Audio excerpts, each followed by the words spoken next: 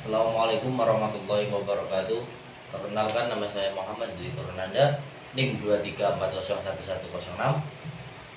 Ingin menjelaskan tentang materi dari sejarah peradaban Islam dari materi 7 sampai selesai. Dan ini tugas UAS dari dosen pengampu sejarah peradaban Islam. Oke.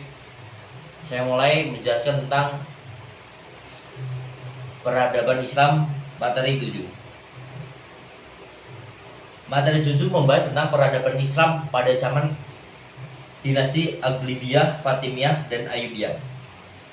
Nah, di situ mencakup sejarah dan perkembangan politik, sosial, budaya di wilayah-wilayah tertentu yang dikuasai oleh dinasti-dinasti tersebut. Berikut adalah ringkasan perkembangan peradaban Islam selama periode ini. Dinasti Aghlibiyah.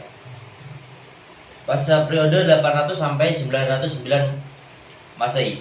Lokasi wilayah Ifdia yang meliputi sebagian besar wilayah Tunisia modern dan sebagian Jazirah Arab. Nah, jadi daulah dinasti Aghlibiyah itu menguasai di wilayah Tunisia modern dan sebagian Aljazair. Pentingnya, Aghlibiyah merupakan pemerintahan gubernur yang diangkat oleh Kekhalifahan Abbasiyah di Baghdad. Fokus utama adalah ekspansi dan stabilitas wilayah, termasuk perlindungan terhadap serangan bangsa Berber. Jadi, dinasti Aghlibiyah mempunyai fokus-fokus kayak perlindungan terhadap serangan bangsa Balbel, fokus ulama dalam ekspansi dan stabilitas wilayah, dan lain-lain.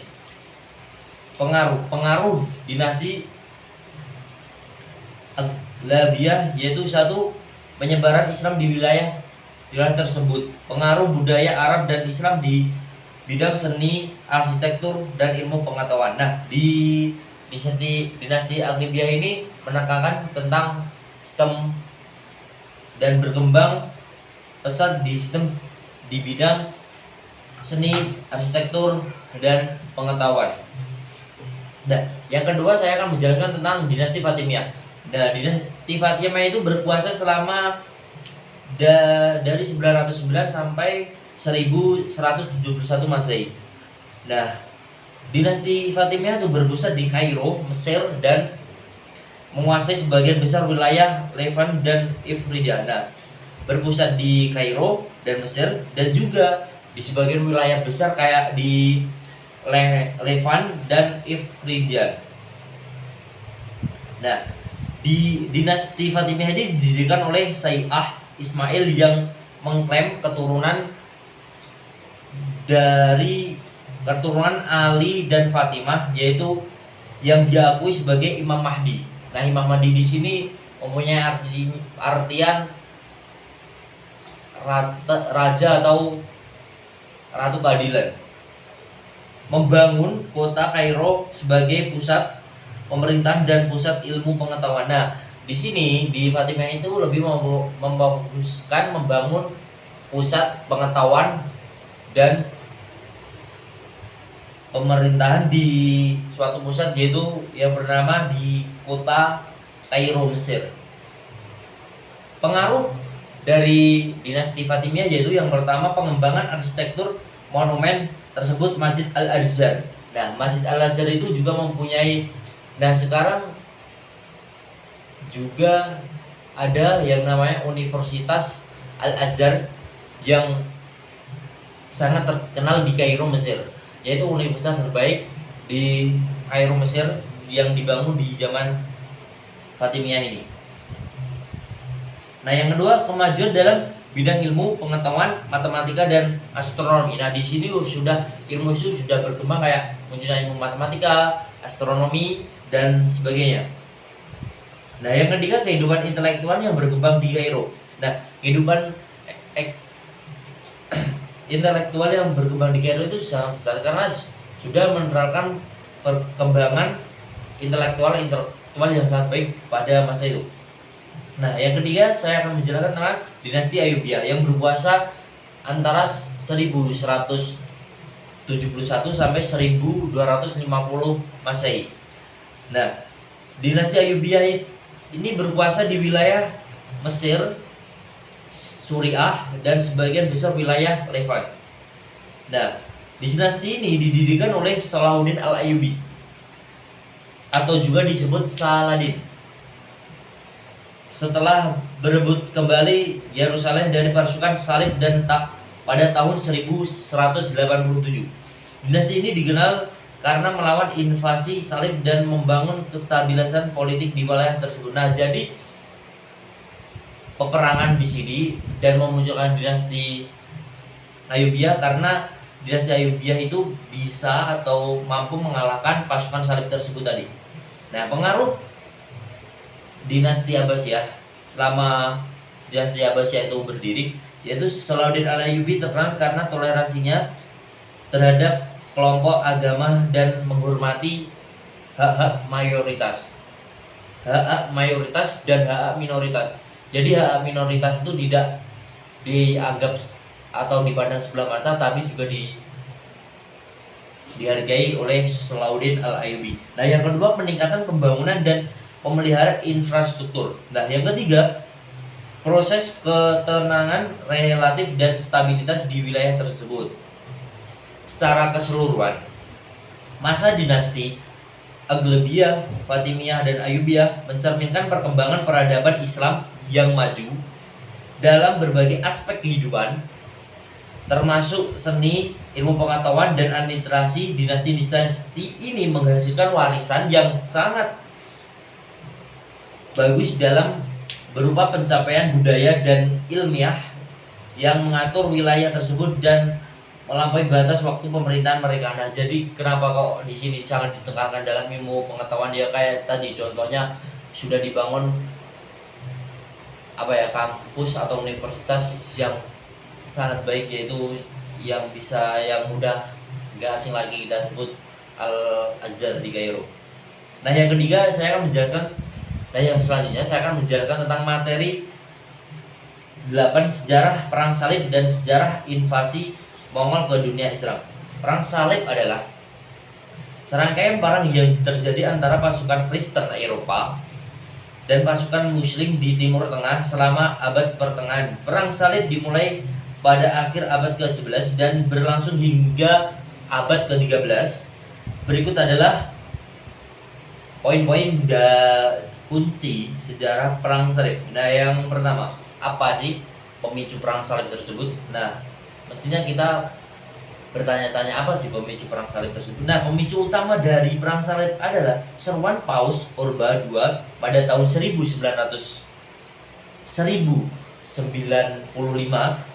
di Konstantinopel untuk membebaskan tanah suci dan dari kekuasaan Muslim. Nah, jadi di sini pasukan salib itu bertujuan untuk membebaskan tanah suci dari tangan atau kekuasaan Muslim. Nah, yang kedua, motivasi untuk berperang untuk termasuk faktor agama, ekonomi, dan politik. Nah, tidak asing lagi atau tidak bisa dipungkiri lagi, perang juga bisa terjadi karena adanya masalah faktor agama, ekonomi, dan politik. Nah, yang kedua, perang salib abad pertama, yaitu sekitar 1096 sampai 1099.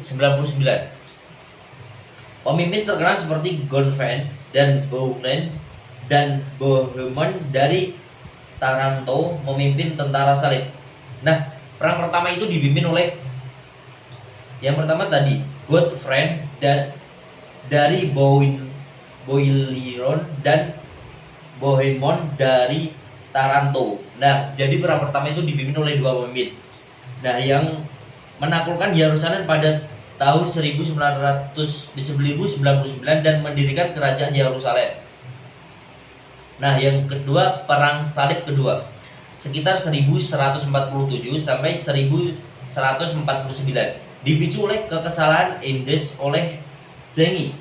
Nah, yang kedua dipimpin oleh tokoh terkenal seperti Raja Laos 7 dari Prancis dan Kaisar Konrad III dari Jerman tidak berhasil merebut Damaskus. Nah, perang salib yang kedua itu pasukan salib tidak dapat merebut Damaskus dari kekuasaan orang Muslim.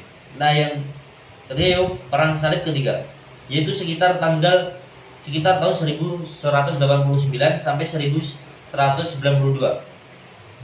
Salahuddin Al-Ayyubi merebut Yerusalem pada tahun 1187. Nah, di sini perang salib ketiga yaitu Salahuddin merebut kembali Yerusalem dari tangan kaum atau bangsa salib tersebut yang dipimpin oleh Raja Richard I dari Inggris, Kaisar Frederick dari Kekaisaran Romawi Suci, dan Raja Philip II dari Prancis.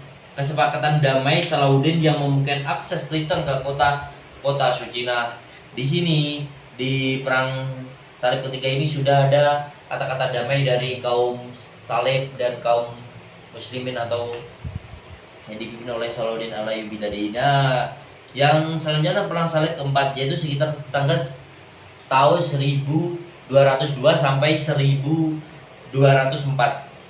Ditandai oleh ketidakstabilan dari ketegangan internal dalam berjajaran menuju tanah suci. Tentara salib menyerang Konstantinopel dan mendirikan Kekaisaran Latin. Nah, sejarah invasi Mongol ke dunia Islam. Invasi Mongol ke dunia Islam terjadi pada abad ke-13 di bawah kepemimpinan Genghis Khan dan keturunannya. Berikut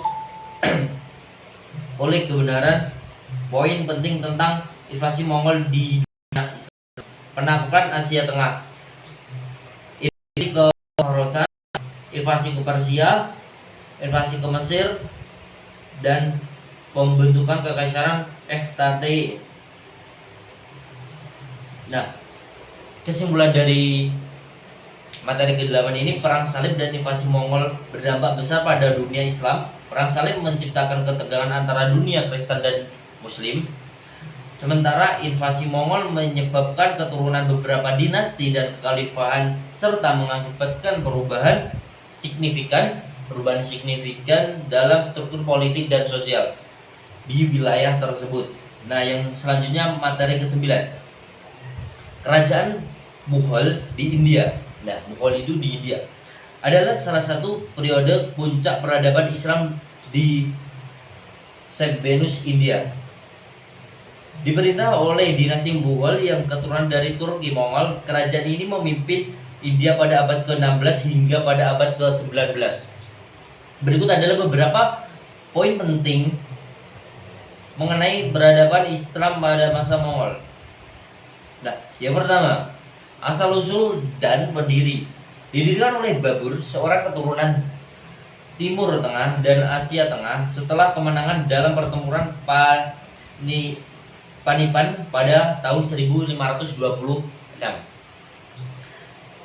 Akbar cucu Babur dikenal sebagai penguasa yang hebat, inovatif dalam mengabulkan berbagai etis dan kepercayaan. Nah, jadi Akbar cucu Babur tadi mempunyai sifat inovatif atau bisa memiliki pembaruan yang sangat signifikan.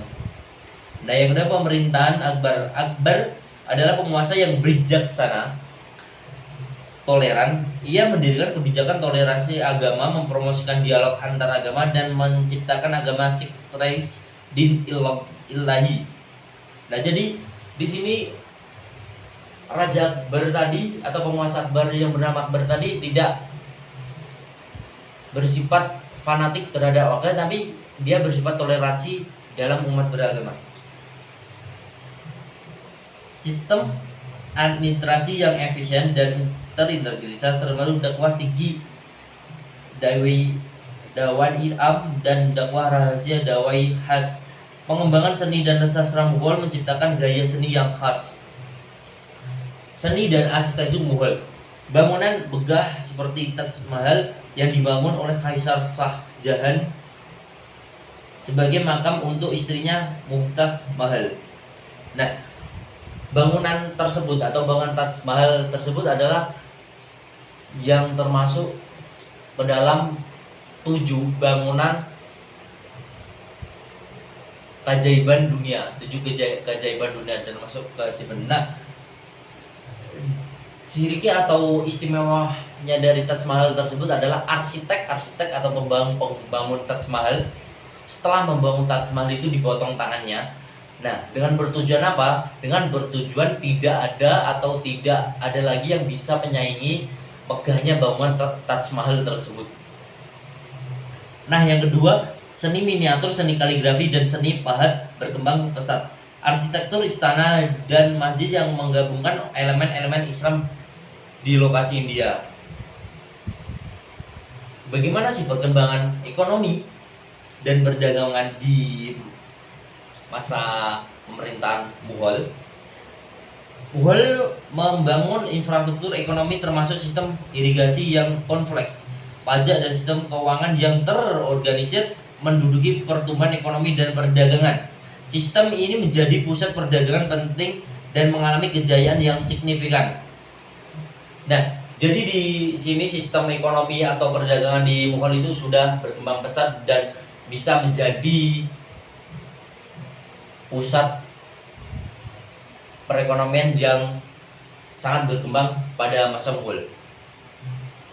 Nah, yang ketiga adalah dinasti Mughal dan pasca kejatuhan. Nah, pasca kejatuhan, sebelum adanya pasca kejatuhan Mughal itu adanya kesempurnaan sastra dan pendidikan. Dan di sini sastra dan pendidikan sudah diterapkan di bangsa Mongol ya.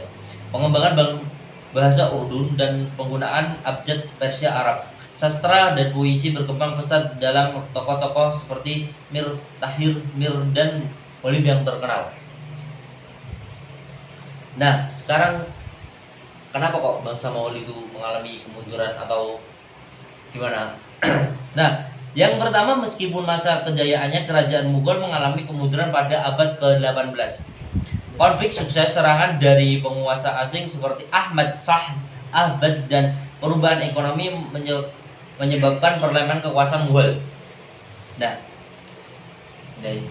yaitu tadi proses atau kelanjutan penurunan atau pasca kejatuhan bangsa dinasti Mongol. Nah, yang ketujuh, pentingnya warisan Mongol.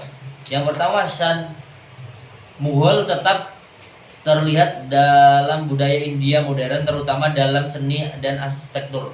Kayak contohnya tadi, Taj Mahal masih berada dan bangun Taj Mahal masih bisa kita rasakan sampai sekarang. Nah, yang kedua adalah keragaman budaya dan toleransi yang diperkenalkan oleh Akbar masih menjadi ciri khas India modern.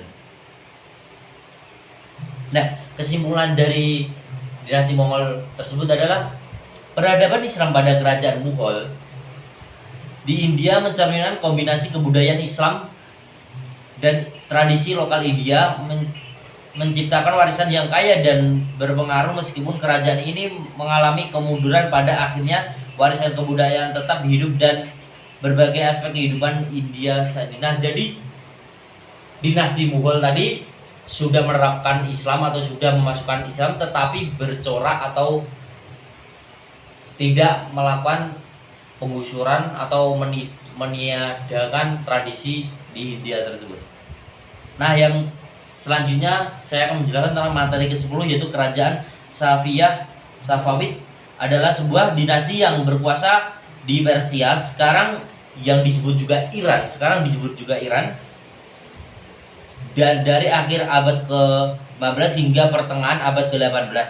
Dinasti ini memainkan peran penting dalam membentuk identitas budaya, politik, dan agama Iran. Berikut adalah poin-poin utama sejarah di peradaban Islam masa kejayaan Safaviyah di Persia, Iran, yang sekarang sudah menjadi negara Iran itu. Nah, yang pertama kita membahas tentang berdirinya dinasti Safaviyah yang didirikan oleh Syekh Safi al-Din pada awal abad ke-14. Dinasti ini memperoleh kekuasaan di bawah pemerintahan Islam pada tahun 1501. Ismail I mendirikan kekaisaran Sarawiyah dan memiliki Syah Islam sebagai agama resmi. Nah, di sini Islam sudah ditetapkan di perluasan Persia Irak tadi. Nah, kebanyakan dinasti Safawiyah itu memeluk yaitu aliran yang namanya Syiah. Salah satu ciri khas utama kerajaan Safawiyah adalah konvensi mereka ke ajaran Syiah. Nah, yang saya sebutkan tadi, khususnya cabang 12 Imamiyah, ia membedakan mereka dari kerajaan dinasti Muslim di dunia Islam yang mayoritas Sunni. Nah, yang ketiga, perang dan dengan Kesultanan Utsmaniyah. Konflik terus-menerus dengan Kesultanan Utsmaniyah yang mayoritas Sunni, terutama karena perbedaan kepercayaan agama. Perbedaan kepercayaan agama ya, kayak Persia, Iran tadi beraliran Syiah dan yang satunya beraliran Sunni. Nah, itu perbedaan aliran dalam agama. Nah, yang kedua konfliknya adalah pertemuan Khaidiran pada tahun 1514 adalah salah satu konflik besar yang dimenangkan oleh Utsmaniyah yang menyebabkan hilangnya beberapa wilayah Safawiyah. Nah, di situ muncul lagi konflik yang kedua yang dimenangkan oleh Utsmaniyah tadi. Dan zaman keemasan Shah Abbas I, zaman puncak kerajaan di bawah pemerintahan Shah Abbas I 1588 sampai 1629 Masehi, reformasi militer dan administrasi yang berhasil memperkuat kekaisaran dan memperluas wilayah. Yang kedua, pengembangan istana sebagai ibu kota yang megah dengan bangunan dari dan taman yang indah. Apa sih seni dan kebudayaan di Persia Irak atau di dinasti Safawiyah tadi? Nah, yang pertama adalah kerajaan Safawiyah menjadi pusat seni kebudayaan yang berpengaruh perkembangan seni keramik, tekstil, seni kaligrafi, dan seni miniatur. Yang ketiga, kesenian dari arsitektur Safawiyah menggabungkan elemen-elemen tradisional Persia dengan pengaruh Safawiyah. Nah, setelah kita membahas di sini, pasti kan setiap dinasti itu ada masanya krisis atau masa kemunduran dinasti. Nah, yang pertama itu masa kritis dan kemundurannya disebabkan oleh beberapa faktor, yaitu kerajaan mengalami periode kemunduran akibat tekanan eksternal dan internal. Nah, dari mendapatkan tekanan dari luar kerajaan dan dari dalam kerajaan. Invasi dan Afghanistan pada awal abad ke-8 mengakibatkan kekacauan dan kehancuran. Nah, yang kedua itu tadi adanya invasi dari Afghanistan. Nah, sekarang kita membahas tentang akhir kerajaan Safawiyah. Dinasti Safawiyah berakhir pada pertengahan abad ke-18 dengan serangkaian peristiwa pemberontakan, invasi, dan perebutan kekuasaan. Dinasti Zat kemudian menggantikan Safawiyah sebagai penguasa Irak. Nah, jadi kesimpulan yang bisa kita ambil atau bisa kita dapat adalah warisan kerajaan Safawiyah tetap terlihat dari budaya, seni, dan identitas keagamaan Iran modern. Pilihan untuk mengadopsi Syiah sebagai agama resmi memiliki dampak yang mendalam pada perkembangan sejarah dan budaya Irak, menciptakan fondasi yang masih terasa hingga hari ini. Nah, jadi karangan atau karya-karya kayak seni budaya itu masih terasa pada sampai saat ini. Nah, yang ke-11 saya akan menjelaskan materi yang ke-11, yaitu Kerajaan Turki Utsmani. Ottoman adalah salah satu dinasti terbesar dan paling berpengaruh dalam sejarah dunia Islam. Berikut adalah rangkuman sejarah peradaban Islam masa Kerajaan Utsmani. Nah, yang pertama, berdirinya Kesultanan Utsmani. Kesultanan Utsmani didirikan oleh Utsman I pada abad ke-14 di Anatolia, wilayah yang sekarang menjadi bagian dari Turki modern. Yang kedua, Oman I dan penerusnya memperluas wilayah ke timur barat Eropa, pengampunan Konstantinopel, dan kesultanan yang meluas. Kesultanan Utsmani menjadi kekuasaan besar di Eropa pada abad ke-15 dan 16. Nah, jadi Kesultanan Utsmani itu menjadi kekuasaan besar pada abad ke-15 dan ke-16. Nah, yang kedua adalah pada tahun 1453, Mehmed II menaklukkan Konstantinopel, mengakhiri kerajaan Bizantium. Nah, di tahun ke 1453 tadi, Mehmed II sudah atau berhasil menaklukkan Konstantinopel dan mengakhiri kekaisaran Bizantium. Dan yang ketiga, Kesultanan memperluas wilayah Balkan, Timur Tengah, dan Afrika Utara. Puncak kekuasaan di zaman Sulaiman. Zaman Sulaiman yang agung 1520 sampai 1566 disebut sebagai puncak kejayaan Kesultanan Utsman.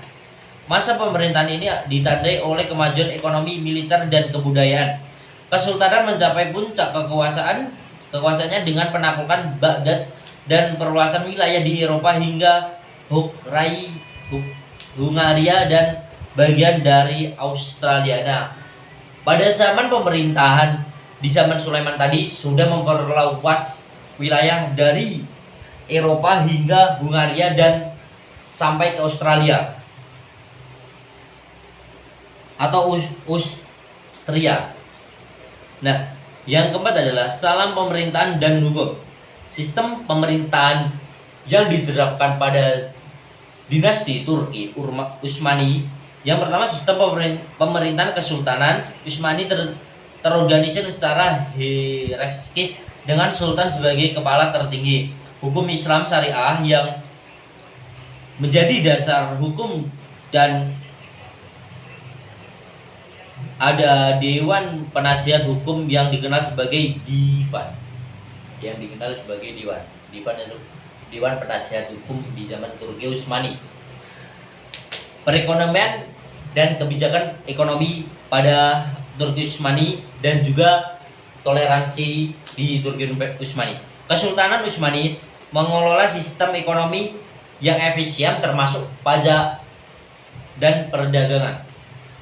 Meskipun negara ini didasarkan pada prinsip Islam terhadap tingkat toleransi terhadap non-muslim dengan komunitas Kristen dan Yahudi dapat mempraktikkan agama mereka sendiri. Nah, jadi sistem perekonomian tadi mengatur pajak, dan yang kedua dengan sistem toleransi itu kayak agama Kristen dan Yahudi itu bisa beribadah atau mematuhi agamanya sesuai agamanya sendiri tanpa adanya paksaan dari dinasti Turki Utsmani tadi. Kebudayaan dan seni pada zaman Turki Utsmani. Kesultanan Utsmani menghasilkan seni dan arsitektur yang mencerminkan kekayaan dan kemegahan. Arsitek Utsmani dikenal dengan masjid-masjid megah, istana-istana, dan jembatan-jembatan. Kesultanan juga memberikan kontribusi besar dalam bidang sastra, musik, dan seni kaligrafi. Nah, yang sekarang kita membahas tentang penurunan dan akhir kesultanan. Yang pertama, Kesultanan Utsmani mulai mengalami kemunduran pada abad ke-17. Serangan, kekalahan militer, reformasi yang tidak memadai, dan tekanan eksternal menyebabkan penurunan kekuatan kesultanan.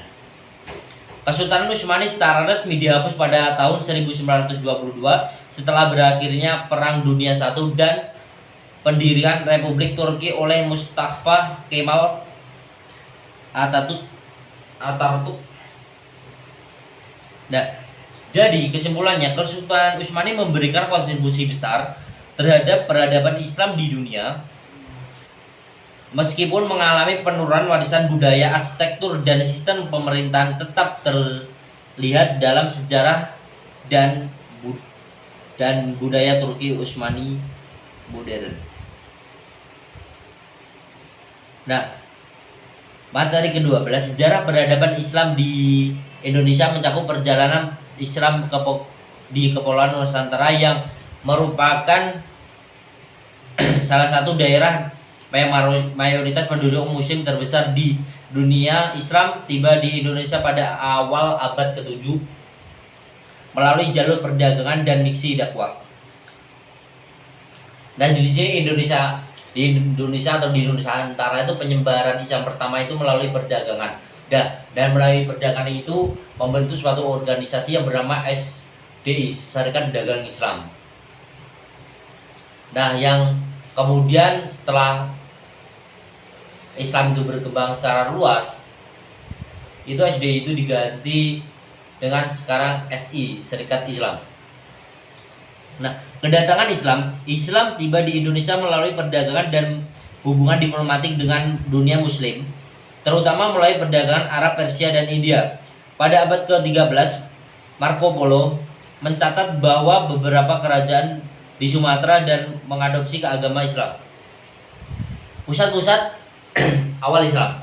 Nah, yang pertama pusat awal Islam itu pada abad ke-13 hingga ke-15, kerajaan-kerajaan seperti Samudra Pasai di Sumatera dan Majapahit di Jawa menjadi pusat-pusat Islam di wilayahnya. Mas Dwi ya. Penyebaran melalui Islam dan ulama. Pedagang muslim dan ulama memainkan peran kunci dan dalam penyebaran Islam di kepulauan ini. Pusat-pusat perdagangan seperti Malaka menjadi pusat penting penyebaran Islam. Nah, jadi di Malaka itu menjadi spot atau pusat-pusat terpenting dalam penyebaran Islam pertama kali. Nah, yang kedua, kerajaan Islam di Indonesia. Pasca abad ke-13, banyak kerajaan Nusantara mengadopsi Islam yang sebagai agama resmi. Beberapa contoh termasuk Kesultanan Demak di Jawa dan Kesultanan Aceh di Sumatera. Islam dan budaya lokal. Islam di Indonesia mengalami aktualisasi dengan budaya lokal, menghasilkan bentuk budaya Islam yang unik dan terasimilasi dengan tradisi lokal. Nah, jadi Islam itu penyebarannya tidak menghilangkan tradisi lokal, tapi masuk dalam tradisi lokal itu biar bisa diterima masyarakat dengan baik. Nah, yang ketiga, peran ulama. Ulama atau tokoh agama Islam memainkan peran penting dalam pengembangan Islam di Indonesia. Ulama seperti Sunan Kalijaga di Jawa dikenal sebagai usaha dalam menyebarkan Islam melalui pendekatan yang bersahaja dan toleran. Nah, kayak Sunan Kalijaga itu pendekatannya atau mengajarkan Islam itu dengan cara toleransi dan damai, tidak merubah tradisi di Jawa, tetapi memasuki tradisi di Jawa itu dengan kayak kaidah-kaidah Islami. Kayak contohnya penyebaran Islam dengan menggunakan teknik atau wayang kulit. Nah, yang ketiga ada peran pondok dan pesantren. Pesantren sekolah tradisional Islam memainkan peran kunci dalam pendidikan agama yang pemeliharanya tradisi Islam. Pondok pesantren menjadi pusat pembelajaran Islam dan tempat di mana generasi baru dididik tentang nilai-nilai Islam. Yang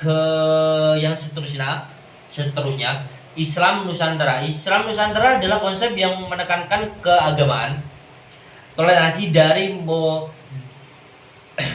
dalam praktik keagamaan. Konsep ini memandang integritas Islam dengan budaya lokal dan menghormati perbedaan antar kelompok muslim. Keberagaman budaya dan agama. Indonesia dikenal dengan keberagaman budaya dan agama meskipun mayoritas muslim. Terhadap pula komunitas Kristen, Hindu, Buddha, dan kepercayaan tradisional lainnya. Pancasila sebagai dasar negara. Pancasila dasar filsafat negara. Indonesia mencerminkan semangat toleransi dan keberagaman, memungkinkan koeksistensi berbagai agama dan kepercayaan. Kayak yang terdapat di dalam butir-butir Pancasila yang ke satu ya, yaitu yang bunyinya ketuhanan yang Maha Esa. Nah, di sini sikap toleransi juga ditekankan di Indonesia dengan menerapkan nilai-nilai Pancasila, bahwa ketuhanan atau agama yang ada di Indonesia itu tidak semua masyarakat Indonesia itu menganut agama Muslim, tetapi juga bertoleransi tentang agama-agama kepercayaan orang atau warga negara Indonesia itu tersebut.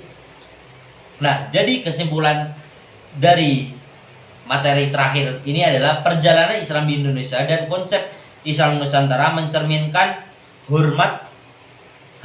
mencerminkan harmoni antara Islam dan budaya lokal, serta nilai-nilai toleransi yang menjadi begini integral dari masyarakat Indonesia. Peradaban Islam di Indonesia terus berkembang dan mempunyai ciri khas yang memperkaya keanekaragaman budaya dan agama di negara ini. Dan ciri khasnya kayak kebudayaan lokal bisa dimasuki dengan nilai-nilai Islam itu tadi, dengan cara atau pengembangan dari ulama-ulama yang bisa menggabungkan antara tradisi lokal dan memasukkan nilai-nilai Islam dalam tradisi tersebut. Sekian tugas UAS dari saya. Mohon maaf bila banyak kesalahan. Bila taufiq wal hidayah. Wassalamualaikum warahmatullahi wabarakatuh.